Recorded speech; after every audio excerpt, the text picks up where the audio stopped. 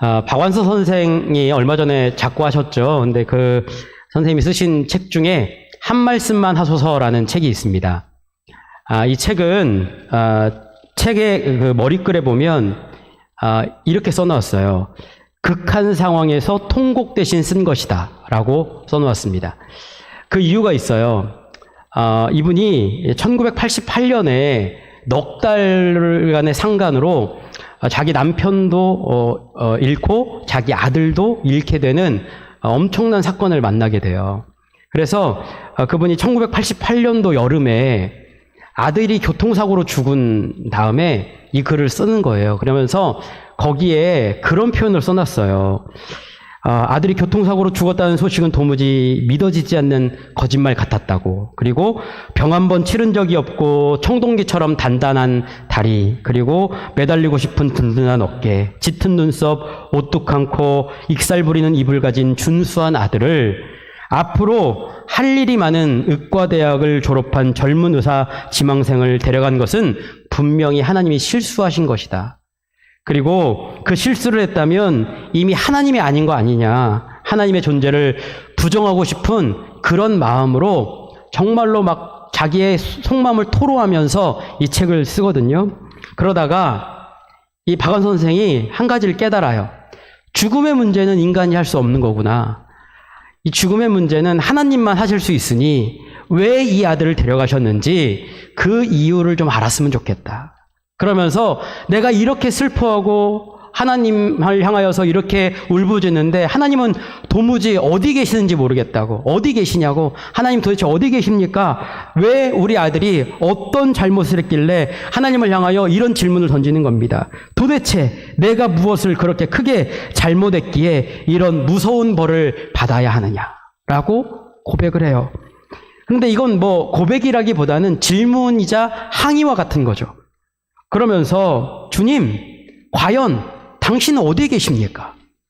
도대체 계시다면 내 아들은 왜 죽었는지, 그리고 내가 이렇게까지 고통받아야 될 이유는 무엇인지 좀 가르쳐달라고. 왜 응답이 없으시냐고. 한 말씀만 좀 해달라고 라고 고백하면서 고백을 합니다. 그래서 이 책 제목이 한 말씀만 하소서라는 제목입니다. 그런데요, 우리도 박완서 선생 같은 기도를 할 때가 있어요. 하나님 도대체 어디 계십니까? 이렇게 고통스러운데, 이렇게 앞이 보이지 않고 내 토대가 다 무너져 내리는 것 같은 이런 절망 가운데 있는데 하나님 도대체 어디 계십니까? 한 말씀만 좀 들려주십시오 라고 고백할 때가 있다고요. 하나님은 도대체 어디 계실까? 오늘 우리가 말씀을 통해서 하나님 계신 곳으로 좀 같이 찾아보았으면 좋겠습니다.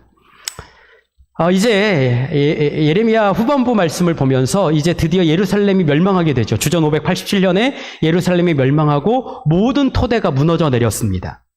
성벽도 무너지고요, 성전도 다 무너져 내렸습니다. 아무것도 보이지 않아요. 그런데 하나님께서 그 무너진 예루살렘에 하나님의 역사의 불씨를 다시 일으키기 시작합니다. 거기에 누구를 보내셨습니까? 사반의 손자 아이감의 아들 그다랴라는 사람을 총독으로 세웁니다. 그리고는 그다랴가 일을 잘했어요.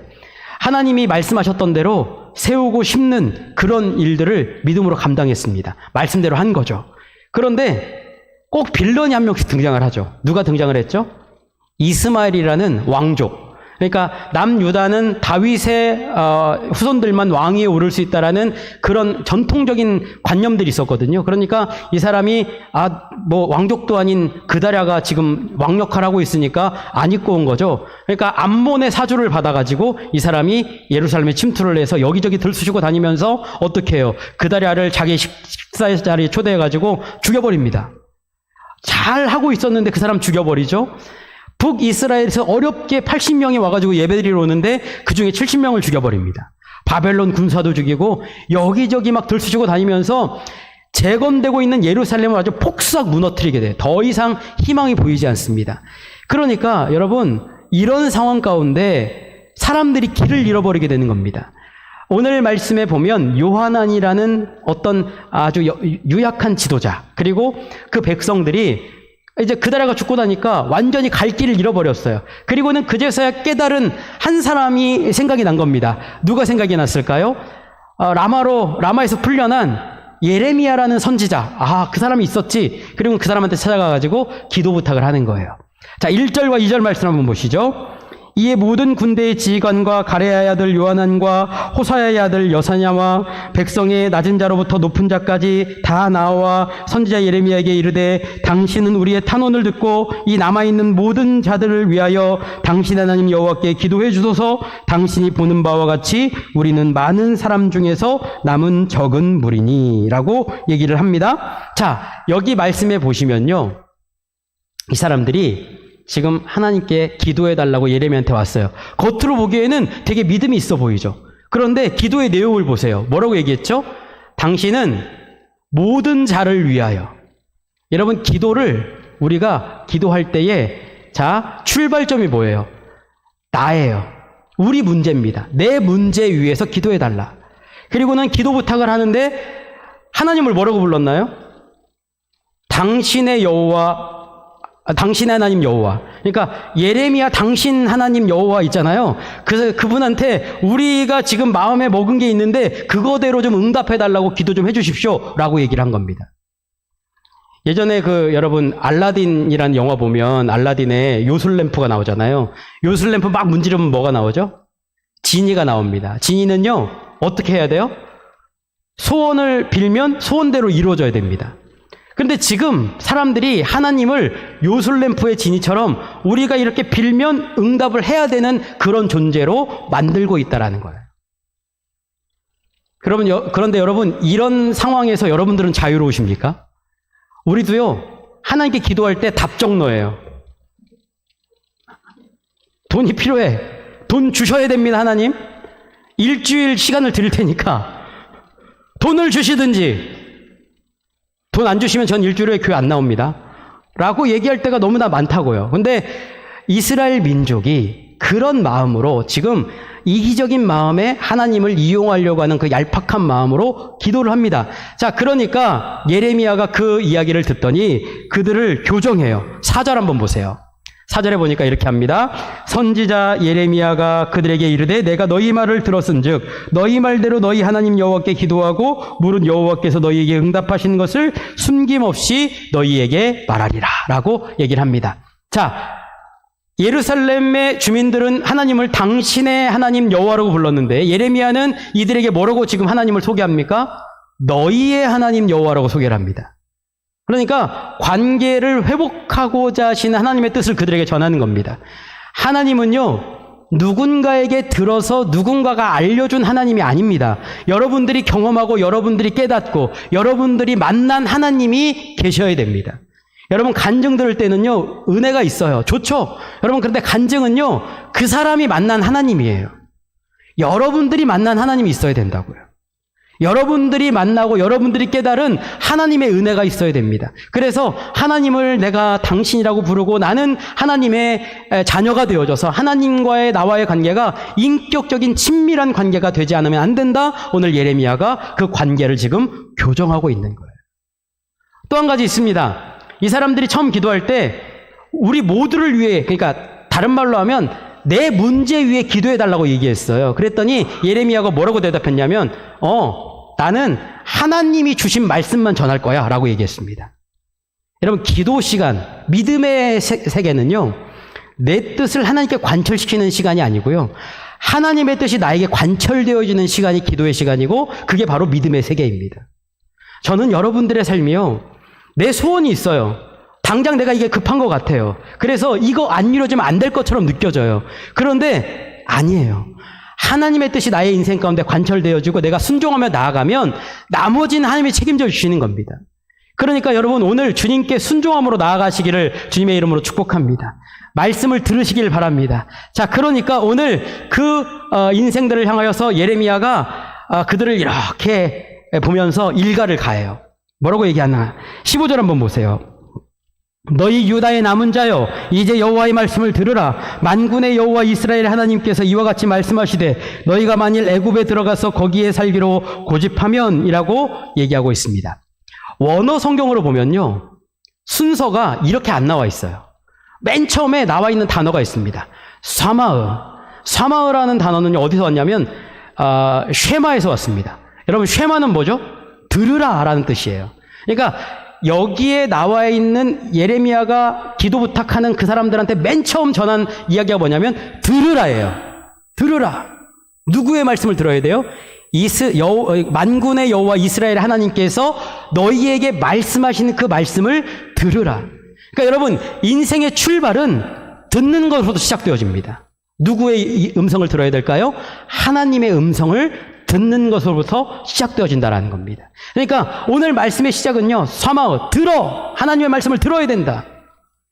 여러분, 로마서 10장 17절 말씀 한번 보세요. 그러므로 믿음은 들음에서 나며 들음은 그리스도의 말씀으로 말미암았느니라.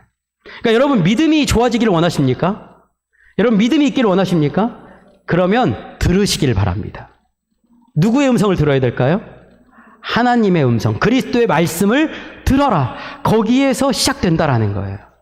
내가 정한 이야기 말고요. 내가 계획해 놓은 거 말고요. 오늘 그 계획, 그 생각 다 내려놓고 내 마음은 백지로 만들어 놓고 하나님의 음성을 먼저 들을 줄 아는 그런 믿음이 우리들에게 있어야 된다. 오늘 성경이 우리들에게 얘기를 해줍니다. 여러분, 들으면요, 믿음이 생깁니다. 믿음은 바라는 것들의 실상이요 보이지 않는 것들의 증거라고 말씀하셨어요. 거기서 보이게 되는 거예요.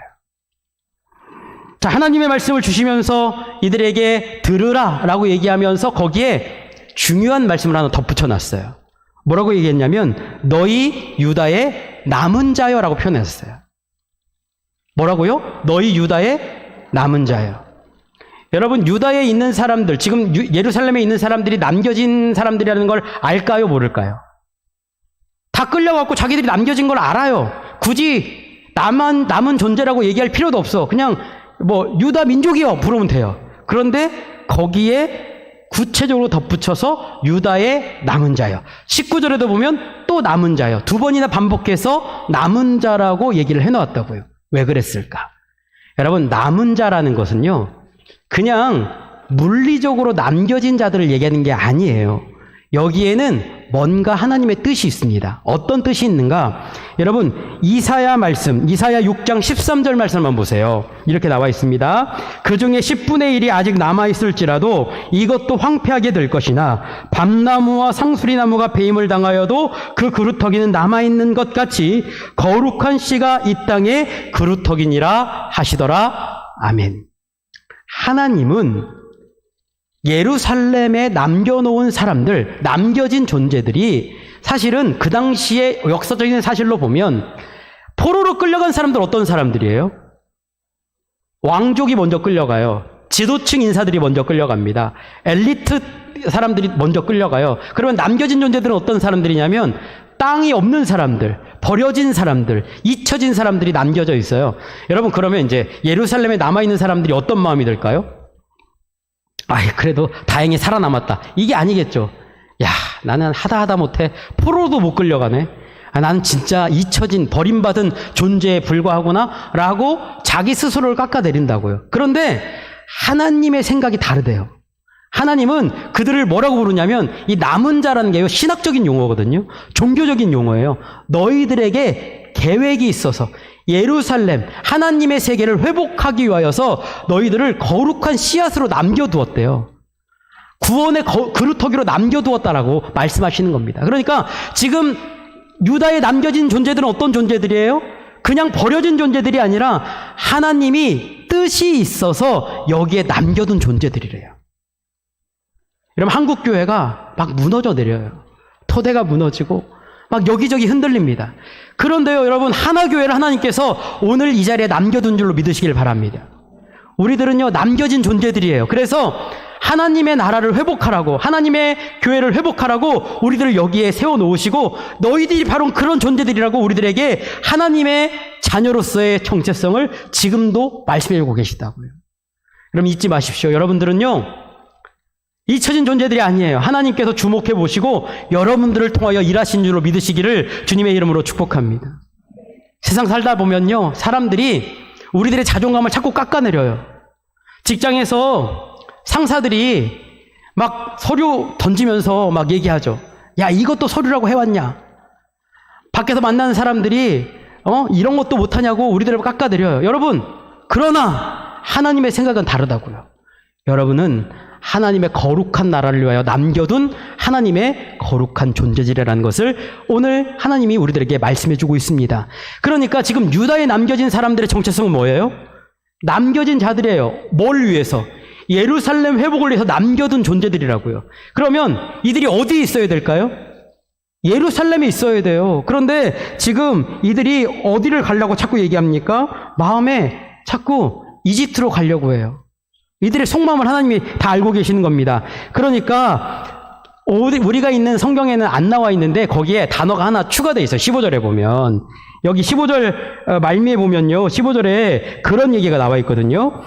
너희가 만일 애굽에 들어가서 거기에 살기로 고집하면 이라고 나와 있는데 이 고집하다라는 앞에 단어에 하나가 빠져 있어요. 원어로 보면 너희의 얼굴을 고정해서 고집하면 이라는 뜻으로 다 나와 있습니다. 그러니까 이런 거죠. 얼굴을 어디를 향해 있어요? 이집트를 향해서 거기에 딱 고정하고 옆에서 아무리 얘기해도 얼굴을 안 돌이켜. 그냥 거기만 바라보고 있는 거예요. 그러니까 여러분 강아지들이 먹이를 주려고 이렇게 간식을 푸스럭하면 막 와가지고 어디를 봐요? 간식만 봐요.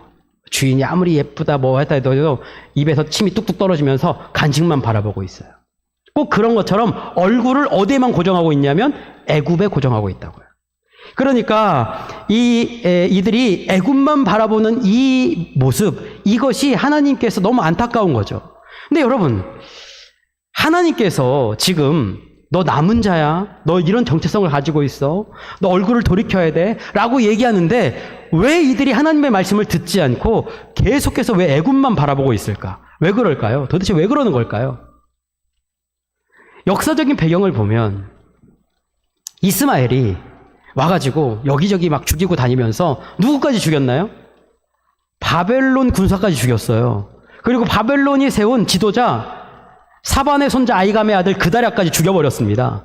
그러니까 바벨론이 가만히 안 있겠죠. 분명히 내려오면 지금 이스마엘은 암몬으로 도망쳐가지고 잡지도 못해. 그러면 거기 남겨진 사람들은 어떻게 돼요? 우리는 안 했는데 바벨론이 와가지고 니네들이 그랬지. 그리고 우리를 죽여버릴지 모르니까 북쪽에서 쳐들어오는 바벨론을 피해서 어디로 가야 돼요? 남쪽으로 가야 되는 거예요. 거기만 살 길이 있는 것처럼 보이는 겁니다. 여러분, 애굽이라는 이 나라가요, 거기에는 불확실성, 모호함, 애매한 것이 없어요. 다 명확합니다. 여러분, 이제 우리가 아는 대로요, 이집트는 지리적으로 보면 이집트 중간으로 뭐가 흐르죠? 나일강이 흘러요. 나일강이라는 지리가 명확해요.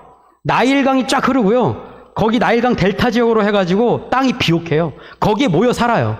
거기에 생명이 있어요. 딱 명확합니다. 거기 벗어나면요, 생명이 없어요. 의외의 골짜기, 갑자기 만나는 시냇물 이런 거 없습니다. 그냥 나일강 딱 있고 거기에 사람들 딱 살고 있고 그냥 명확해요. 그뿐만이 아니죠. 여러분, 이집트에 가면 건축물도 명확합니다. 이 사막과 같은 평지에 뭐가 딱 있죠? 아, 이집트를 안 가보셔가지고 뭐가 딱 있죠? 피라미드. 저도 안 가봤지만 거기에 피라미드가 딱 있습니다. 삼각형으로 딱 있죠? 스핑크스 딱 있습니다. 이집트의 성전, 그들이 섬겼던 그 신들이 있는 그 성전 쫙 있잖아요. 딱 있습니다. 그러니까 선이 명확해요. 뭐 따질 것도 없습니다. 더군다나 피라미드 안에 들어가 보잖아요. 그러면 죽음의 과정, 그리고 죽음의 결과, 죽고 난 다음에 어떻게 됐는지를 그림 언어로 쫙 명확하게 눈에 보이도록 만들어 놨어요. 죽음마저도 눈에 보이도록 만들어 놨다고요. 미라까지 만들어서. 그뿐만이 아니죠. 거기에 가면요, 그들이 만들어 놓은 종교가 있죠. 여러분, 이집트전 예전에 국립중앙박물관에 한 적이 있는데 거기 가보니까 이집트에 신들이 있어요.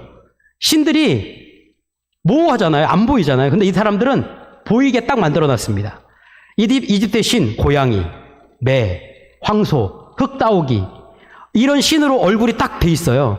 그러니까 이들은 보이지 않는 것을 보이는 것으로 번역하는데 일가견이 있는 존재들이 어디냐? 바로 애굽이에요. 그런데 이스라엘 사람들이요, 보이지 아니하신 하나님은 불안해. 왜냐? 안 보이니까 하나님이 도와줄지 안 도와줄지 몰라. 그런데 눈에 딱 보이는 건 나를 도와줄 거라고 착각이 드는 겁니다. 여러분 눈에 제일 잘 보이는 게 뭘까요? 적금 통장의 숫자입니다. 적금 통장 숫자는요, 딱 보여요. 저는 주로 0이 찍혀 있습니다. 어떤 거는 쓸수록 돈이 더 늘어나요. 마이너스 통장이어서. 네. 그렇기도 합니다. 그런데 여러분, 숫자가 점점 늘어나는 걸 보면 그게 나를 보호해 줄 거라고 착각하는 거죠. 눈에 보이는 것이 나를 책임질 거라고 착각하는 거예요. 오늘 이집트 사람들이 지금, 유다에 있는 사람들이 이집트를 바라보면서 눈에 보이는 것이 나를 보호해 줄 거라고 착각하고 있는 거예요. 그러니까 하나님께서 그들의 애굽을 바라보고 있는 그 마음을 꿰뚫어 보시고 그들에게 경고를 하십니다. 16절 한번 보세요. 너희가 두려워하는 칼이 애굽 땅으로 따라가서 너희에게 미칠 것이요 너희가 두려워하는 기근이 애굽으로 급히 따라가서 너희에게 임하리니 너희가 거기에서 죽을 것이라 라고 나와 있습니다. 이 말씀을요, 최대한 원어에 가깝게 해보면 여기에 빠져있는 단어가 두 개가 있어요. 자, 우리가 읽은 말씀에 보면 너희가 두려워하는 칼이 애굽 땅으로 따라가서라고 되어 있는데, 언어로 보면 너희가 두려워하는 칼이 애굽 땅 거기까지 따라가서라고 되어 있어요. 거기, 삼마 써놓았습니다. 또 너희가 두려워하는 기근이 애굽 거기까지 기근으로 따라갈 거다. 삼마 거기에 또 써놓았어요. 자, 여기 오늘 마지막에 나와 있는 것처럼 너희가 거기, 삼마 거기에서 죽을 것이다.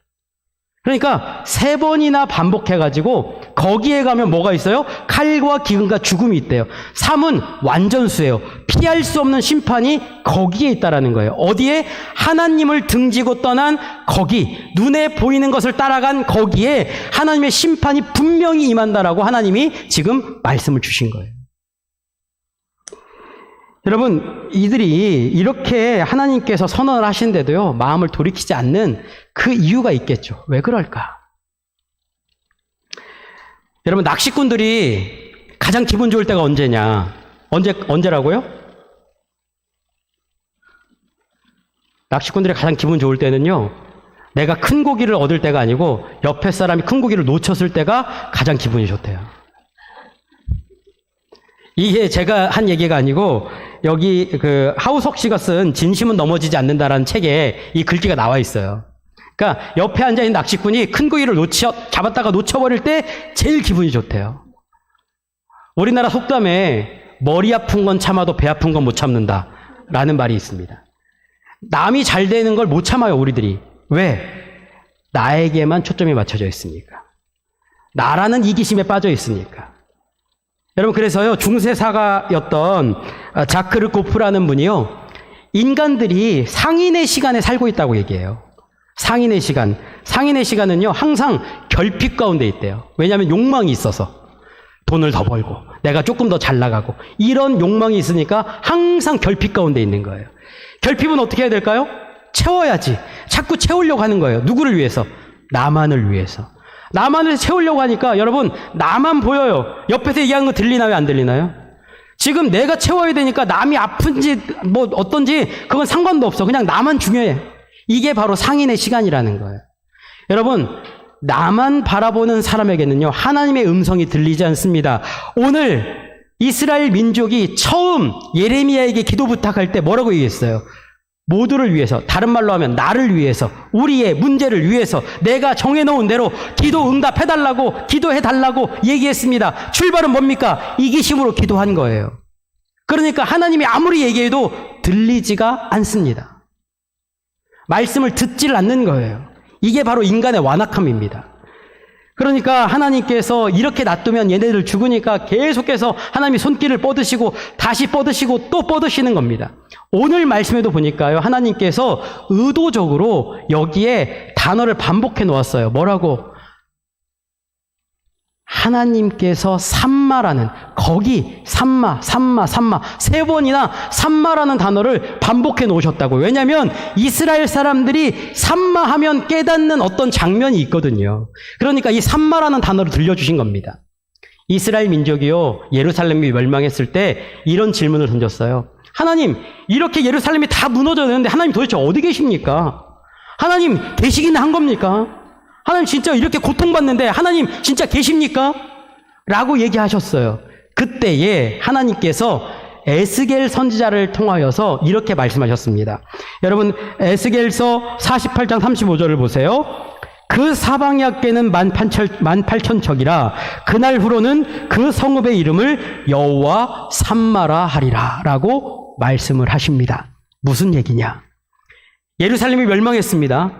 다 무너져 내렸어요. 그래서 사람들이 신음했습니다. 하나님 어디 계십니까? 그랬더니 하나님께서 예루살렘을 내가 이렇게 회복할 거야. 여호와 삼마로 내가 언제나 거기에 있었어. 거기에 계신 하나님이라는 이름을 그들에게 들려주셨다라는 겁니다. 다른 말로 하면 그들이 고통에 신음할 때, 예루살렘이 무너져 내릴 때, 그들이 전쟁 가운데 아픔을 당할 때 거기에 하나님이 계셨다라고 말씀을 들려주셨다라는 겁니다. 그러니까 지금 삼마라는 단어를 통하여서 이스라엘 민족에게 야 얘들아 지금 하나님의 말씀이 있는 거기에 하나님이 있다라고 말씀을 들려주신다고요. 여러분, 이 하나님이 어떤 하나님이신지 아십니까? 출애굽기 3장 7절 한번 보세요. 거기에 보면 여호와께서 이르시되 내가 애굽에 있는 내 백성의 고통을 분명히 보고 그들이 그들의 감독자로 말미암아 부르짖음을 듣고 그 근심을 알고. 이스라엘 민족이 노예로 잡혀서 신음하고 고통 가운데 있을 때 하나님은 어디 계셨습니까? 그들이 신음하는 거기에 계셨어요. 야곱이 자기 형 에서를 피해가지고 도망쳤습니다. 그래가지고요 잠이 들었어요. 돌베개를 베고 베델에서 꿈을 꿨습니다. 천사들이 사다리를 타고 오르락내리락 하는 꿈을 꾸고 난 다음에 딱 깨어서 그가 깨달았어요. 아, 하나님이 안 계시다고 착각했는데 하나님이 여기 계시는구나. 그래서요 여러분, 창세기 28장 16절 한번 보십시오. 여호와께서 과연 여기 계시건을 내가 알지 못하였다. 하나님은 어디 계셨나? 내가 고통 가운데 신음할 때 거기 계셨다라는 거예요. 엠마오로 가는 두 제자들이 알지 못할 때에 예수님은 거기 계셨어요. 그뿐만이 아닙니다. 여러분, 요한계시록 21장 3절 말씀 한번 보십시오.